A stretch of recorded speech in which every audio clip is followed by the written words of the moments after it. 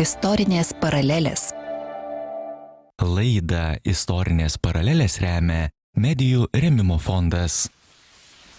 Sveiki, čia žinių radijas, eteryje Istorinės paralelės, prie mikrofono Raigardas Musnickas. Jungtinės Amerikos valstijoms tarpininkaujant bandoma užbaigti karą Ukrainoje. Tačiau susidaro įspūdis, kad Amerika ne tik nuolaidžiauja Putino režimui, bet ir stengiasi pateisinti Ukrainos okupaciją. Tik išrinktas Donaldas Trumpas kalbėjo apie tai, kad užpultos šalies lyderis neteisėtas, kad Ukraina privalės atiduoti užgrobtas teritorijas Rusijoje. Jeigu norės Amerikos užtarimo, tai turės atiduoti ir dalį naudingųjų iškasenų. Europai nerima kelia tokia Jungtinių Amerikos valstijų pozicija. Pasikalbėjimai su Rusijos diktatoriumi ir net noras naikinti sankcijas ir siūlymai grąžinti agresorę prie pasaulio įtakingųjų stalo. Toks nuolaidžiavimas Rusijai vis dažniau lyginamas su praėjusio amžiaus Miuncheno susitarimu. 1938 m. rugsėjo 28-30 dienomis Miunchene vykusios konferencijos metu buvo pasirašytas Didžiosios Britanijos, Prancūzijos, Vokietijos ir Italijos vadovų susitarimas dėl Čekoslovakijos. Jis numatė, kad Čekoslovakija turi perduoti Vokietijai Sudetus ir kitus pasienio rajonus. Po šio susitarimo Čekoslovakija, likusi viena, bijojo veltis į karą su Vokietija, todėl reikalavimus priėmė. Šalis prarado apie 1/5 savo teritorijos. Britanijos ir Prancūzijos vadovai pasirašydami susitarimą manė, kad atidavę dalį Čekoslovakijos Vokietijai išvengs karo, tačiau apsiriko. Po kelių mėnesių 1939 metais kovo 15 Vokietija užgrobė visą Čekoslovakiją. Taigi šiandien mes pabandysime pasiaiškinti, kas bendro tarp Miuncheno susitarimo ir veiksmų po Miuncheno susitarimo ir Ukrainos karo baigties ir galbūt galimo kažkokio taikos susitarimo, kuris rezgamas šiuo metu tarpininkaujant Jungtinėms Amerikos valstijom tarp Rusijos ir Ukrainos. Ir šiandien mūsų pašnekovai nuotoliu: Algimantas Kasparavičius, Istorijos instituto mokslininkas. Sveiki, Algimantai. Labas rytas.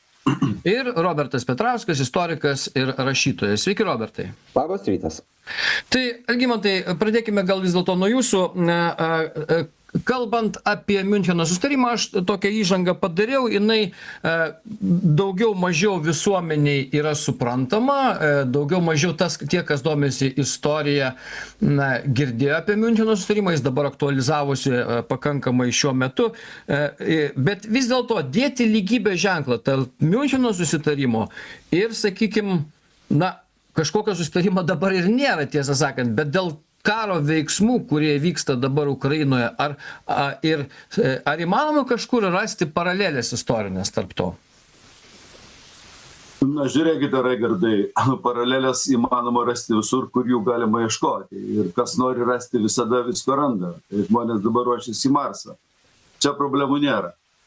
Tai vienas dalykas. Kitas dalykas apie Miuncheną. Tai aš tik tai noriu pasakyti, pirmiausia, keletą momentų, kaip Miunchenas yra traktuojamas viešojo opinijoje, ypatingai Lietuvoje, ypatingai turbūt Rytų Europoje pastaruoju metu. Ir kas yra taip ir kas yra ne taip, kas yra klaidingai absoliučiai ir kas yra, žodžiu, taiklų. Tai pradėkim nuo to, kad pirmoji Miuncheno susitarimo kritika, didžiausia kritika, ryškiausia kritika, jinai pasirodo 38 metų spalio 1 dienom, pasirodo Rusijos spaudoj, Sovietų Sąjungos spaudoj, pasirodo komunistiniai, visokioj kitoj propagandiniai spaudoj. Totali kritika. Totaliai sakoma, tai yra klaida. Taip negalima ir, visa kita, argumentų yra pačių įvairiausių. Ir vakarai džiaugiasi Miunchenu. Ir vienu žodžiu... O ką sovietai sako, Algimantai, kokia čia ta kritika? Jie sako, blogai toks susitarimas, kaip jūs galėjote atiduoti Čekoslovakiją? Pirmiausia yra momentas tas, kodėl blogai Miunchenas, kodėl Sovietų Sąjunga pirma imasi kritikuoti Miuncheną. Iš esmės, paradoksas yra tas, kad po 80 metų iš esmės tą pačią retoriką kartoja dabartinė sovietinė retorika, kartoja didžiąją dalimi dabartiniai visi naratyvų kūrėjai, daugiau ar mažiau. O sovietai kritikuoja todėl, Stalinas, po Miuncheno iš esmės yra pastatytas į geopolitinį kampą. Pirmiausia, Sovietų sąjunga nebuvo pakviesta į tą konferenciją, Europos reikalai sprendžiami be jos. Antras dalykas, sprendžiami taip, kaip Sovietų sąjunga, žodžiu, nenorėjo. Jeigu tu nedalyvauji, tai be tavęs, žodžiu, daro kaip nori ir aš čia nesileisiu į detalės. Iš esmės yra, kalbame apie tautų teisę, suverenitetą, Tautų sąjungos kolektyvinio saugumo paktą, žodžiu, 16-18 straipsnius ir taip toliau, ir daug ten tų argumentų yra, bet faktas šiuo atveju yra vienas. Antras momentas yra tas, kad Sovietų sąjunga bijo. Kodėl taip atsitinka? Stalinas ir visa sovietinė diplomatija po Miuncheno atsiduria, sakykime taip, totaliam knockdown'e. Ir baimė, kad sovietinė valstybė, pirma darbininkų proletariato valstybė bus sutriuškinta, yra milžiniška. Yra didžiulė baimė, nes praktiškai prieš Sovietų sąjungą Miunchenas yra suprantamas kaip bendras vakarų susivienijimas prieš Sovietų sąjungą, ruošiantis tam totaliam kryžiaus žygiui. Tai čia yra toks sovietinis naratyvas ir man yra gaila, kad šiandien didelė dalimi jis yra aidų kartojamas po 80 ar kiek šitų metų. Dabar žiūrėkim esmę Miuncheno, pačią esmę. Kodėl jisai atsirado ir iš kur jisai atsirado. Sakykime taip, Miuncheno susidarimų architektas, politinis, ideologinis architektas, turbūt tam tikrą prasme, galima sakyti, yra Britanijos premjeras Chamberlainas, o jeigu žiūrėti dar smulkiau, tai jo pasiuntinys Lordas Rančimanas, kuris skraido į Berlyną, tarėsi su Hitleriu, su Geringu, su kitais, atlieka paruošiamą į darbą, panašiai kaip, sakysim, šiandien vyksta, man atrodo, šiandien grįžo iš Vašingtono į Kremlių, į Maskvą grįžo Putino patarėjas. Sakysim, ne lordas, bet grįžo kažkoks ten aukštas, dabar net pavardės neatsimenu, toksai aukštas žmogus, kuris atrodo yra ne visai durnas. Šeimos draugas yra Putino. Jo, tikriausiai. Tai žodžiu, tikslas Britų ir šiuo atveju Britų diplomatijos sudarant Miuncheno sutartį yra iš tiesų tai, ko bijo Stalinas. Sovietinę sistemą, kaip jisai privačiuose laiškuose, susirašinėjimuose, diskurse vadina tą barbarišką sistemą, laikyti uždarytą už barjero nuo Europos reikalų sprendimo.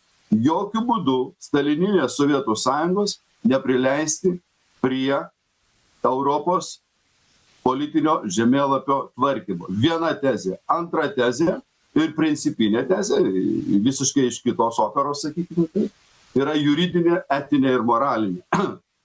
1918 metų pabaigoje, deklaruojant Prancūzijos sukūrimą, niekas, jokių tautų, nei čekų, nei, čekų tai, kadangi tuometinis Amerikos prezidentas Wilsonas buvo puikus Tomašo Masaryko draugas, jie kartu kepė barbekių Amerikoje, dar iš tų laikų, dar, žodžiu, pirmojo pasaulinio karo metais. Ir jisai, nubraižo Čekoslovakijos sieną, grubiai tariant. Ir Čekoslovakija nori būti su čekais ir slovakais, bet pasižiūri, kad dar šiek tiek yra mažoka tokia valstybė, reikia didesnės, kažkaip tai, nes visi masto imperiniais dydžiais. Ir prie Čekoslovakijos, prie čekų ir slovakų yra prilipinami 3,5 milijono vokiečių.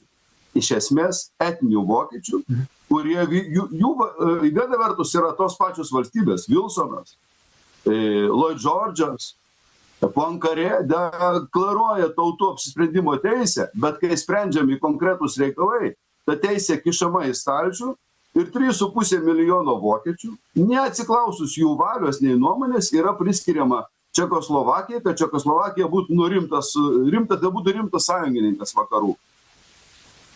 Bet ateina ketvirtas dešimtmetis.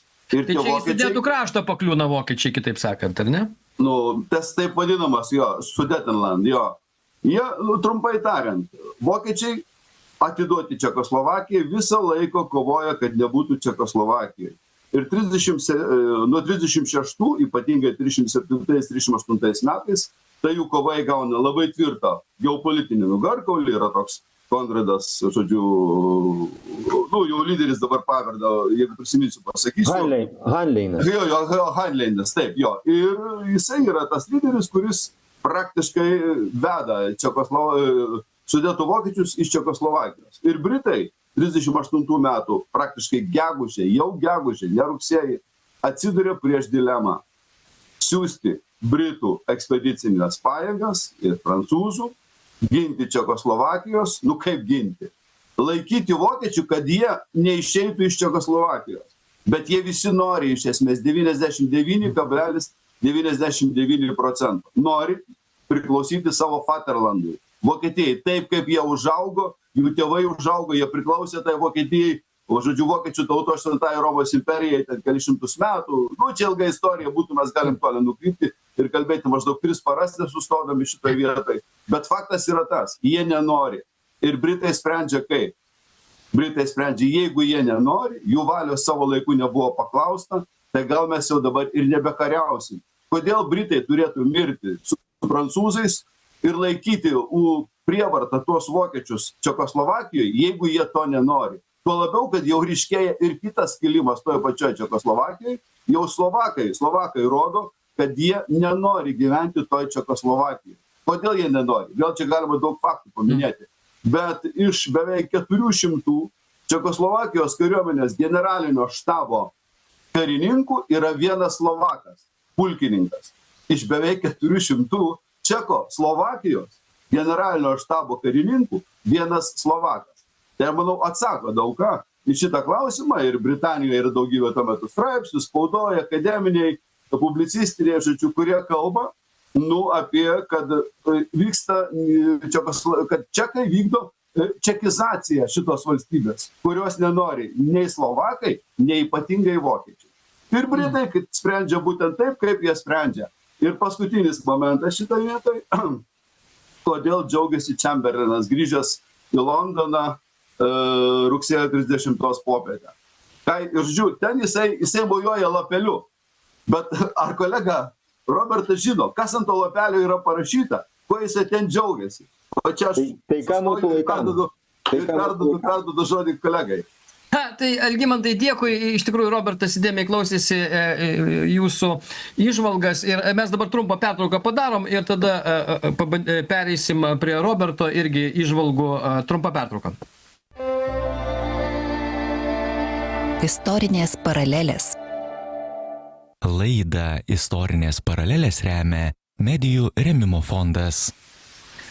Tęsime istorinės paralelės, kas bendro tarp Miuncheno susitarimo ir Ukrainos karo baigties arba dėl derybų dėl taikos Ukrainoje, ar yra kažkokių panašumų ir žvelgiame būtent į istoriją, bandome lyginti su šiomis dienomis.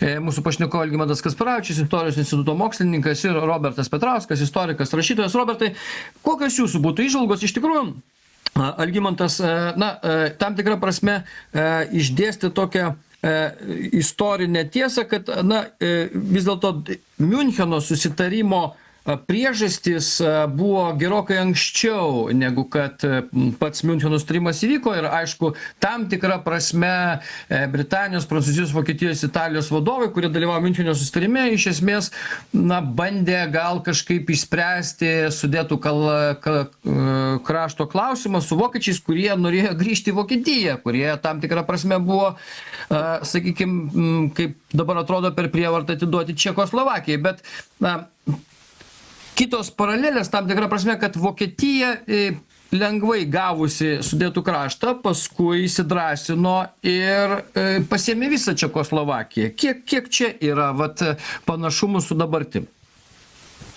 Aš laikausi tokį didiško požiūrio į istoriją. Man atrodo, kad mes labai užstringam prie tam tikrų sprendimų, prie tam tikrų asmenybių, prie tam tikrų ėjimų ir galvojam, kad jeigu būtų padarytas ėjimas toks arba kitoks, jeigu nebūtų padaryta ta klaida, viskas būtų galėję susiklostyti kitaip. Bet Tukididas sako, kad kažkokiu metu atsitinka taip, kad kaupėsi energijos kiekiai ir jėgos taip išsiskiria, kad karas tampa neišvengiamas ir Europa atsidūrė šitame kelyje į karą, man atrodo, iškart pasibaigus Pirmajam pasauliniam karui.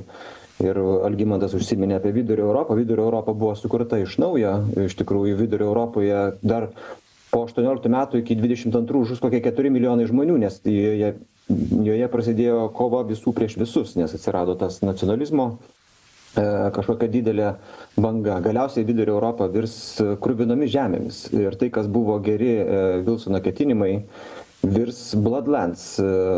Tuo žemėmis, kuriuose du diktatoriai darys, ką nori.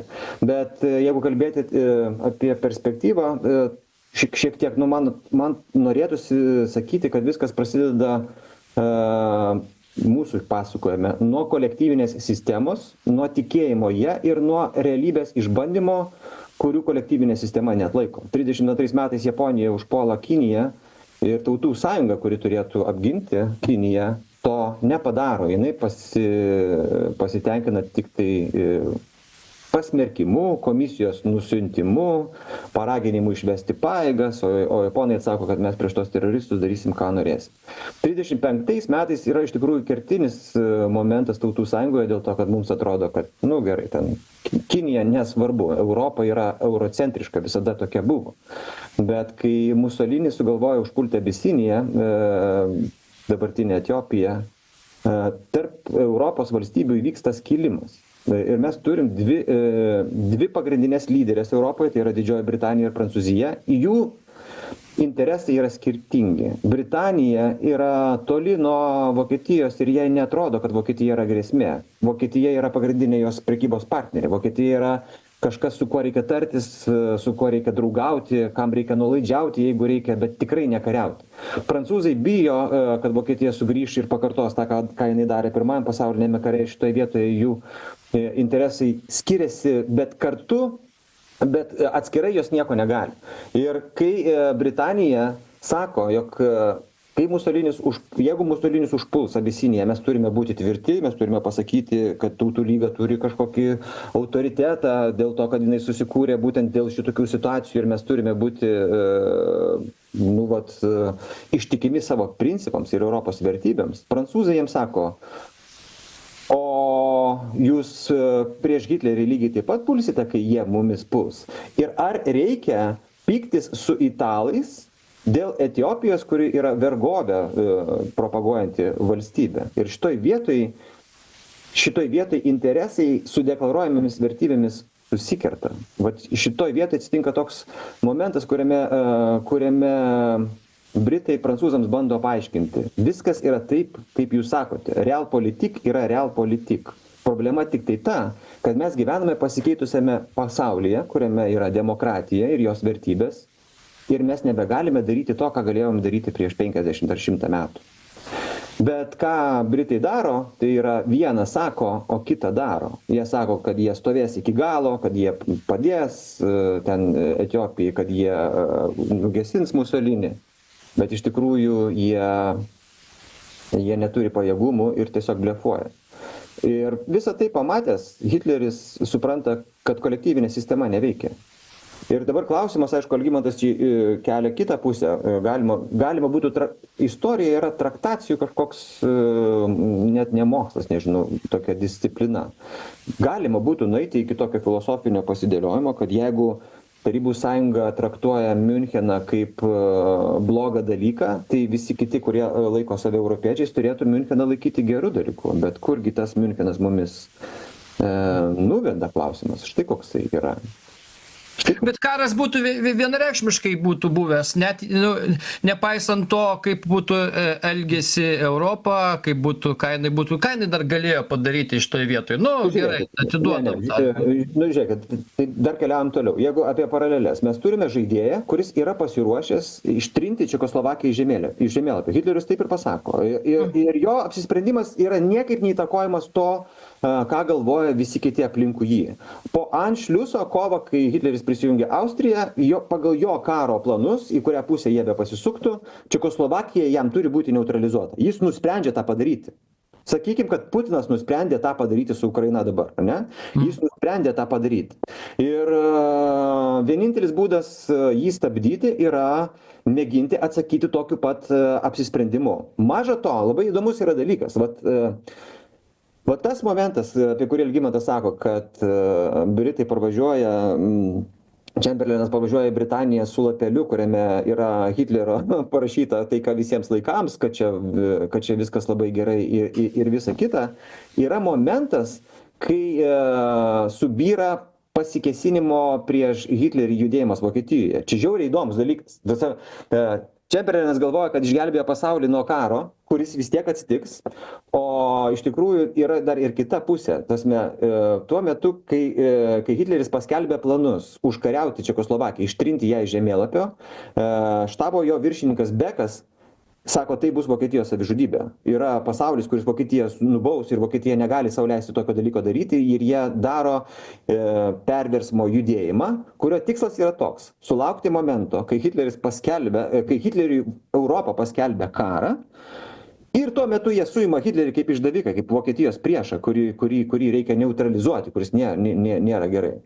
Ir kai Čemberlenas pasako, kad Europa tikrai nieko nedarys, Vokietijai šitas planas subyra. Tai va čia toks, kaip čia, momentas, kada mes nežinom, kaip kas gali pasisukti. Bet iš esmės Miunchenas buvo aiškus indikatorius, kad Europa yra už taiką bet kokią kainą. Britai įkalbėjo prancūzus, prancūzai patikėjo, kad be Britų nieko negali ir kad reikia užkirsti Vokietijos karų Čekoslovakijoje kelią bet kokiu atveju ir dėrybos Miunchene vyksta be Čekoslovakijos. Čekoslovakijos likimas yra sprendžiamas be Čekoslovakijos. Čia yra ir galiausiai, ir kur tai mus nuves? Iš tikrųjų, tai mus nuves prie to, kad Hitleris pasakys, prieš ruošdamasis užpulti Lenkiją, klausydamasis tų, kurie jam sakys, žinai, man atrodo, kad tu priėjai tą tašką, kada Europa tau vis dėlto paskelbs karą. Jis sakys, man Europa nepaskelbs ką, aš mačiau aš tas kirmėlės mačiau Miunchene, aš jas mačiau.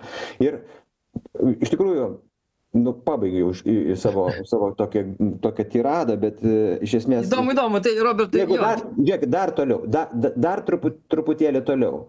Miunchenas yra toks bendros saugumo sistemos, Europos vertybių deklaruotų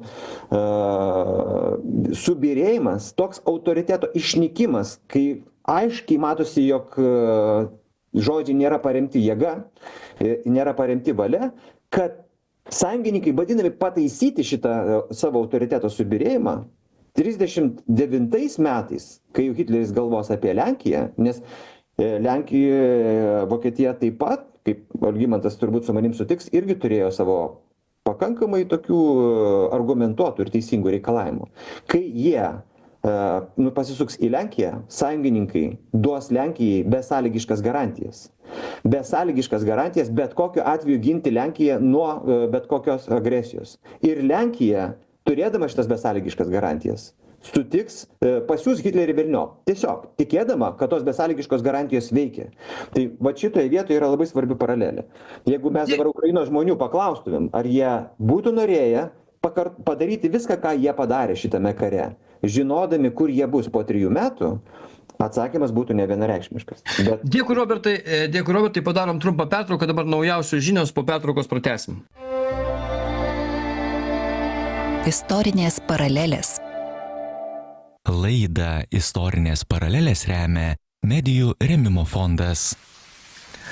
Tęsime istorinės paralelės, kas bendro tarp Miuncheno susitarimo ir Ukrainos karo baigties. Bandome prisiminti Miuncheno susitarimą. Čia toks leitmotyvas, aišku, Miuncheno susitarimas yra ir apskritai visos Europos laikysena Miuncheno susitarimo metu, 38 metų rugsėjo 28-30 konferencija Miunchene. Kiek galėjo tas susitarimas keisti Europos istoriją, išvengti antrojo pasaulinio karo, ar vis dėlto Vokietija fašistinė, jinai hitlerinė buvo, jiems buvo tas pats, kas ten priimama Miunchene, ketinimai buvo labai aiškus ir hipotetiškai, kas būtų buvę, jeigu būtų Čekoslovakija vis dėlto nelikusi viena ir būtų, sakykime, kovusis ir juo labiau, kad ginkluotės turėjo pakankamai, turbūt, galima sakyti, atsispirti Vokietijos invazijai. Vat apie tos dalykus šnekamės, Algimantas Kasparavičius, Istorijos instituto mokslininkas, ir Robertas Petrauskas, istorikas ir rašytojas. Tai, Algimantai, vat vis dėlto aišku, kad tam tikra prasme turbūt ir Hitleriui Sudetų kraštas buvo vienas iš pretekstų toliau vykdyti savo sumanimą. Ar galėjo, istorija tokia, kokia yra, bet iš esmės, jeigu žiūrėtume į istorinės paralelės, nuo Ukrainos Čekoslovakija skiriasi tuo, kad ji nekariavo, Ukraina kariauja šiuo metu. Tai va čia yra, ar čia yra pagrindinis skirtumas? Ir ar Čekoslovakija, kas būtų, jeigu jinai būtų pasipriešinusi, pavyzdžiui, ir būtų ginklų stojusi prieš Vokietiją? Jo, manau, kad mes su Robertu turime vieną principinį skirtumą, kaip Robertas puikiai įvardijo, per pertrauką, kad jis yra istorijos poetas. Deja, aš tokių aukštumų nesu pasiekęs istorijoje apie poeziją. Ir čia yra faktas, bet aš turbūt grįšiu nuo to savo klausimo ten, kur baigiau. Čemberlenas, kurio mojuoja lapeliu, jisai parsivežė nepuolimo paktą Vokietijos ir Britų imperijos nepuolimo deklaraciją. Kad tos dvi šalys dabar gyvens maždaug draugiškai. Tai va tai, galvoja, kad parsivežė ten tą, kad Čekoslovakijos gabalą padovanoja. Ne. Čemberlenas parsivežė ir mojuoja Britams oro uoste Britų imperijos ir Trečiojo Reicho nepuolimo deklaracijos, ten tokia trumputė, keli sakiniai viso labo, kad jis istoriškai draugauja ir bendrą civilizaciją ir nėra prieštarai. Tai va štai, va čia yra esminis dalykas. Dabar... O ko jis toks laimingas buvo? O jisai gaus tą, kas parašyta, gaus draugystę su Vokietija, tą, kurią parvežė Britams. Ar jis ją gaus? Nekalbam apie Slovakiją. Kalbam apie ar Britanija gaus parašyta. Yra dvi koncepcijos Londone. Jūs mėgstate faktus. Ar jis gaus ar ne? Be koncepcijų, be vertinimų. Ar jis gaus tą taiką, kurią džiaugiasi parvažiavęs ant šito lapeliu? Ar Britanija gaus tą taiką, dėl kurios jinai džiaugiasi? Britanija tą taiką ir gavo. A ne? Britanija taiką, Vokietija, Britanijai karo nepaskelbė. Ir Britanija nekariavo su Vokietija? Pati Britanija perėjo į kitą pusę. Pati Britanija perėjo, į kurią pusę perėjo Britanija? Į kieno pusę perėjo Britanija? Į Stalino pusę perėjo Čerčilis. Ar ne tai buvo? Ir kur jūs sukate? Ir kuo baigsis šitas karas Britanijai? Ir šitas karas Britanijai baigsis Britanijos imperijos suirimu. Būtent, todėl nėra jokios pergalės šitame lapelyje. O kas sakė apie pergalę? Ne, tai jūs dabar bandot pasakyti, kad ne apie Čekoslovakiją Čemberlenas dėrėjosi, o apie Britaniją. Tai tomis dienomis Čemberlenas iš tikrųjų gavo 40 000 sveikinimo padėkos laiškų apie tai, kad motina šlovins jo vardą kaip taikos išsaugotoja, kaip Britų gyvybių sūnų išsaugotoja. Ir galbūt vienas žmogus tik tais Britanijoje, Winstonas Čerčilis, sugebėjo pavadinti tai visišku pralaimėjimu. Situacija, kurioje prikišamas pistoletas, pareikalaujama svaro sterlingų, tada prikišamas pistoletas ir pareikalaujama 2, tada diktatorius sutinka paimti svarą 16 šilingų ir 6 pensus ir likusią dalį pažadais ateityje rodyti gerą valią. Mes pralaimėjome, nors nekariavome. Britanija galėjo rinktis gėdą arba karą, pasirinko gėdą ir gaus karą. Ir kas šitoje citatoje yra, pavyzdžiui, neteisinga? Kurioje vietoje Čerčilis klysta? Kur yra tie faktai, kurie patvirtina, kad Miuncheno susitarimas buvo teisingas sprendimas? Kam nors kuriai nors iš pusių. Netgi Hitleris buvo nepatenkintas Miuncheno sprendimu, nes Britai ir Musolinis atėmė iš jo įžygiavimą į Prahą. Ir po 3 savaičių Miuncheno sprendimas baigsis to, jog Hitleris paims likusią Čekoslovakijos dalį, dėl to, kad Čekoslovakija be Sudetų, be įtvirtinimų linijų, kuriuose galbūt jie galėjo laikytis. Pagal vokiečių planą jie galėjo laikytis 11 dienų be Europos pagalbos. Gerai, tai Algimantai, tęsiant, tada vis dėlto tai... Ne, tai jeigu Robertas nori kalbėti... Ne, tai gerai, tvarkoj. Ne, jokių problemų nėra, aš klausau. Man labai gerai, įdomu. Algimantai, jūs tiesiog sakot, jūs tiesiog įdomiai pasakote, kad aš esu poetas, o jūs faktus tik tai dėliojate, bet aš jūsų klausiu faktų, o faktai yra, kokie? Nesibarkim šitoj laidoj, bet kokiu atveju, ne viskas tvarkoja. Tai ir labai gražu, kad vienas gal poetas, kitas, reiškia, yra ne poetas, tai čia kiti dalykai yra, bet iš tikrųjų interpretuoti istoriją yra, visaip čia būna. Tai, Algimantai, jūsų vis dėlto vertinimas, Miunchenas, vis tiek mes nuo Miuncheno atsispiriam, galėjo keisti istorijos, sakykime, tą, kas buvo, keisti istorijos veikimą visą, ar ne? Ar pasiteisino tai, kas įvyko Miunchene, sakykime, jūsų akimi žiūrint? Ar kitaip galėjo būti kažkaip taip? Tai aš pradėjau kalbėti, bet buvau nutrauktas, tai čia labai paprasta. Tai yra dvi alternatyvos. Dar galima pasakyti, iš kur atsiranda Miunchenas ir kodėl jis yra blogas. Tariamai blogas, aš taip sakyčiau. Nes jokio kito sprendimo nebuvo beje ir 45 metais. tą problemą Miuncheno sprendimo taip ir išsprendė. Jau išsprendė sąjungininkai laimėjo. Tai alternatyva Miunchenui buvo viena. Ir Londonas tą žinojo Lordas Frančimanas, tą žinojo Čemberlenas, tą žinojo Čerčilis. Sąjunga su Sovietų sąjunga. Sąjunga su partnerystė, blokas su sovietai. Kad būtų galima sustabdyti Hitlerį. Bendras frontas toksai. Jisai galėjo gimti be jokios abejonės 38 metais.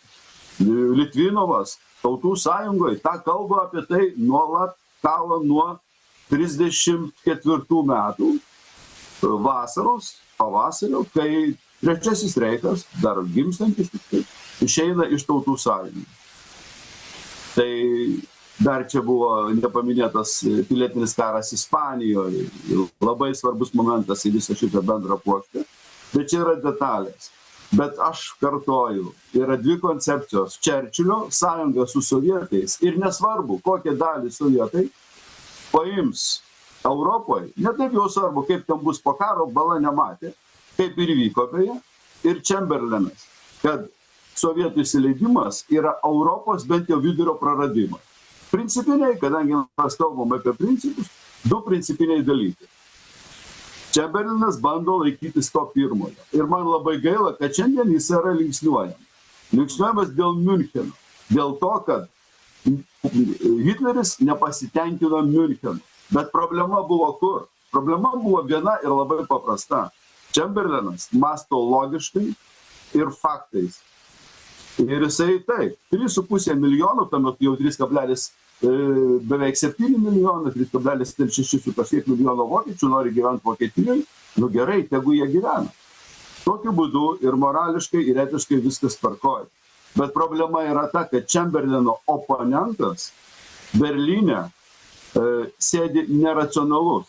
Jisai tą traktuoja kaip vakarų silpnumą visišką ir kaip savo galimybės. Bet tai yra jau akivaizdu. Prieš taigi dar buvo Austrija 38 metų kovo mėnesį. Ir kada Hitleris nepasitenkina Miunchenu, pradeda griūti visa šita, sakykime taip, dėlionė. 39 metų kovo pabaigai, jau praktiškai iš karto po Čekoslovakijos likvidavimo, kovo berods 18 ar 19, Londone prasideda Britų ir Sovietų pasiuntinio Londone Ivano Maiskio dėrybos dėl bendro fronto. Jos vyksta su pertraukom ir panašiai iki pat 39 metų rugpjūčio 23 dienos, bandant ieškoti bendro sutarimo. Bet tas bendras sutarimas jo nepavyksta rasti. Nepavyksta rasti. Bendras sutarimas tarp ko? Tarp Britų, Rusų, pirmiausia tarp Britų ir Rusų šitoje. Tarp bendro fronto Britų ir Rusų. Prieš Hitlerį. Jokio kito varianto nėra, aš pasakysiu. Algimantai, aš paklausti jūsų galiu. Taip. Žiūrėkit, bet tai pagal jūsų dėlionę yra taip, kad Europa, tai ką mes laikome Europą, Britanija, ten Prancūzija, jinai yra nesavarankiška ir jos politika nesusidėjus su Vokietija arba Tarybų sąjunga yra neįmanoma, taip? Tokia yra jūsų koncepcija. Ne, čia ne mano. Čia yra 40 metų birželio faktas. Čia ne mano. O 38 situacija tokia pati, ar ne? Nu, jeigu susideda... Europa turi pasirinkti, jūs sakote, kad Europa būtinai privalo pasirinkti pusę, arba Staliną, arba Hitlerį, ar ne? Matote, Robertai, jūsų ydingas mąstymas prasideda nuo žodžio Europa. 38, 37 ir 39 ir netgi 40 metais Britai nėra Europa. Ir nėra jokios... Palaukite. Jūs tik, žodžiu, sakėte, kad netgi tas visas sutartis pasirašo Britų imperija, kuri tęsiasi toli už Europos. Ir visa jūsų vadinama Europa, ir tai yra dokumentuose, šaltiniuose, ir patys Britai tą rašo. Jie savęs dar nelaiko Europos. Kada mes šiandien kalbame, mes pradedam kalbėti šiandieninę leksiką apie anuos įvykius. Nors tai yra mąstymas anuometinis, yra visiškai kitas. Britanija yra žymiai daugiau negu Europa. Tai yra imperija. Čerčilis tą imperiją praloštant, žodžiu, po antrojo pasaulinio karo, bet iki antrojo pasaulinio karo pradžios, tai yra milžiniška imperija su dominijum ir jinai vykdo šitą imperinę politiką. Ir susiklosto situacija, 38 metų vasarą Britų salose, pačioj, sakykime, tai Paterlande, Britų imperijos, yra maždaug 20 000 Britų kareivių. Taip, kad jie neturi net ką pasiūsti ginti Čekoslovakijos, net jeigu norėtų.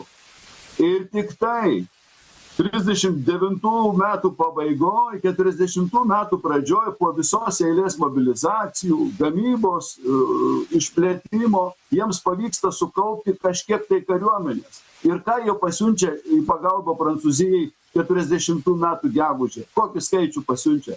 360 000. Stalinas 40 metų birželio 14 prieš Lietuvą, Latviją ir Estiją pasiuntė 500 000. Žodžiu, Stalinas prieš 3 Baltijos valstybės pasiunčia beveik dvigubai daugiau, negu visa Britų imperija sugeba surinkti ir pasiųsti į Prancūziją kovai su Trečiuoju reichu. Tai čia yra atsakymas į jūsų klausimą. Ar Europa yra savarankiška ir ką jinai gali? Ar atsakymas aiškus? Aš labai dėkoju šitą atsakymą dėl to, kad aš jį turiu su savimi net ir šitą akimirką.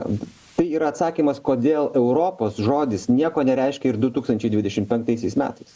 Nes situacija yra lygiai tokia pati. Ir Europa iš tikrųjų yra išgalvotas toks kažkoks terminas net ir dabartinėje situacijoje. Europos Sąjunga nėra tai, ką mes įsivaizduojame Europą. Ir tai karo prasme jinai nesprendžia reikalų. Mes turime geopolitinę situaciją labai panašią, bet jeigu kalbam apie istorinės paralelės, mes turim situaciją, kurią jūs labai gerai apibrėžėte. Stalinas turi jėgą, jis sprendžia. Hitleris turi jėgą, jis sprendžia. Europa neturi, gerai ten, Britanija šitoje vietoje irgi labai geras jūsų pastebėjimas. Yra imperija, jinai kariauja ne už demokratinės vertybės. Jai svarbu yra imperiniai interesai. Britanija pagal istorinės paralelės galėtų būti Jungtinės Amerikos valstijos. Vat galbūt Prancūzijai, galbūt Čekoslovakijai, galbūt Lenkijai kažkas Europoje rūpi, o Britanijai nelabai rūpi. Jai rūpi visai kiti dalykai. Ir ant jos negali pykti. Teisingai. Tokia yra realpolitik. Ir todėl, kai Europa kažką įsivaizduoja, kad Amerika turėtų ją ginti, jinai įsivaizduoja to, ko jinai niekada pati nėra dariusi. Va, kur yra istorinės paralelės. Šitoje vietoje mes visiškai sutampam. Bet man atrodo, kad kai mes galvojam, kad kažkokia ta Europa egzistuoja, kai mes kalbam apie tą Miuncheną, tai mes turim turbūt nusileisti iki to momento, apie kurį jūs dabar kalbate. Apie jėgas, apie galę ir valią. Tasme, net jeigu Čerčilis ir norėjo kažką kitaip padaryti Vidurio Europoje šitame kare, jis nieko negalėjo padaryti, nes neturėjo nei galios, nei valios. Ir todėl dabartinėme pasaulyje mes turim iš tikrųjų labai tokią situaciją, kurios turbūt net neprisimenu Europos istorijoje. Mes turime situaciją, kurioje tik tai vienas veikėjas turi galę ir tik vienas veikėjas yra pasiruošęs rizikuoti bet kuo. Visas likęs Amerikos nereikia teisti, Amerika yra toli ir jiems netaip rūpi, kas čia yra pas mus. Bet visa likusi Europa neturi nei valios, nei galios ir yra pasiruošusi padaryti viską, kad nereikėtų rizikuoti. Pasiruošusi padaryti viską, taikos kaina yra bet kokia kaina. Tai buvo 8. Tai buvo... Labai trumpai, Algimantai, Algimantai, labai trumpai minutė liko praktiškai. Oi, atsiprašau. Jo, tai žiūrėkime. Viskas gerai. Mes netaip, suprantate, mes netaip ginčijamės, kaip su tam. Robertai, duodam Algimantui, nes jau laikas mūsų visai baigėsi. Atsiprašau. Aš tik tai priminsiu, ko baigėsi, kai buvo išspręstas Sudetų vokiečių klausimas, dėl ko ir mes ir kalbam šiandien apie mintį. Šitie žmonės niekur nedingo. Šitų žmonių pakeisti nebuvo galima. Jos buvo galima tik tai padaryti tą, kas buvo padaryta 45-46 metais, kad 3,2 milijono Sudetų vokiečių buvo sukrauti su savo manta, su čemodanais, lagaminais į traukinį ir išsiųsti į Vokietiją. Nieko daugiau nesugalvojo nei Britai, nei Stalinas, nei amerikiečiai. Ir tiesą sakant, toks sprendimas, toks sprendimas. Panašiai nutiko beje su Klaipėdos kraštu. Kada Lietuva neteko Klaipėdos krašto 39 kovo 22. Ir Lietuvos valstybės saugumo departamento duomenimis iš Klaipėdos krašto į Lietuvą pasitraukė 10,5 tūkstančio ten gyvenusių žmonių, bet iš jų klaipėdiečių buvo 46 šeimos. 309 žmonės. Aš kalbu apie žmonių valią ir teisę pasirinkti, kur jie nori gyventi. Ir ta prasme, arba tu juos iškeli, arba išžudai. Taip, kad Britai tą suprato, bet problema yra ta, kad šiandieną 21 amžiaus pradžioje mes vėl grįžome į tą patį tašką, kuris liko neišspręstas 38 metų rugsėjį iš esmės Miunchene. Ir Miunchenas tapo blogio sinonimu tik dėl to, kad kitoj pusėje buvo neracionalus sprendėjas. Bet šiandien nebūtinai tas yra, kad abi pusės sprendžia neracionaliai. Jeigu bus abiejose pusėse racionalūs sprendimų priėmėjai, istorija gali turėti kitokią pabaigą. Tik tiek norėjau pasakyti. Bet ir labai gerai. Racionalumas paremtas galia turi būti vis tiek. Ir labai gerai, kad, kaip sakoma, galima tikėtis, kad gal ir kitokią pabaigą turės šių dienų sprendimai. Ačiū Jums labai už iš tikrųjų įdomų ginčą šiuo atveju, už įdomias įžvalgas istoriniuose momentuose. Algimantas Kasparavičius ir Robertas Petrauskas šiandien buvo mūsų laidos pašnekovai. Ačiū Jums, dėkui tiems, kas klausys. Tai buvo Istorinės paralelės. Iki kitų kartų. Istorinės paralelės. Laidą Istorinės paralelės remia Medijų rėmimo fondas.